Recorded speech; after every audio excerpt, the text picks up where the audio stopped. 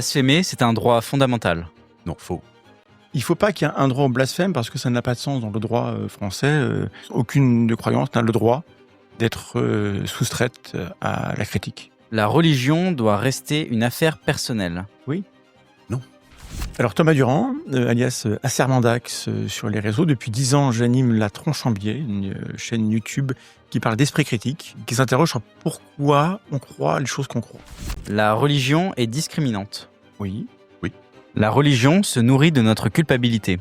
Non, faux. La religion résout notre culpabilité. Évidemment qu'elle s'en nourrit. Les religions sont des sectes un peu mieux acceptées. Ça dépend quelle religion. Être croyant, c'est passer de mode. Au contraire. Je sais pas. On est croyant pour donner du sens à sa vie. Oui. Vrai.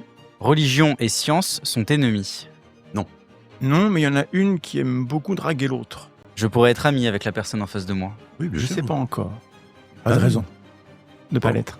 J'essaie de vous convaincre alors. On ne peut pas prouver l'inexistence d'un être suprasensible. Si on prend les extraterrestres, c'est impossible de prouver que les extraterrestres n'existent pas. Parce que pour prouver qu'il n'y a pas d'extraterrestres, il faudrait pouvoir visiter toutes les planètes, de tous les systèmes solaires, de toutes les galaxies, de tout l'univers depuis le commencement jusqu'à la fin. Personne ne peut faire ça matériellement. Par contre, si demain matin il y en a un qui s'écrase dans votre jardin, ou si vous voyez passer une soucoupe volante, ou si vous captez un signal intelligent qui vient de l'espace, eh ben, avec simplement une preuve ou quelques preuves, vous allez pouvoir affirmer qu'ils existent. Eh bien, pour Dieu, c'est pareil. On peut prouver l'existence de Dieu, mais on ne peut pas prouver l'inexistence de Dieu. On peut prouver l'existence de Dieu ? Déjà, il faudrait commencer par définir ce que c'est que Dieu.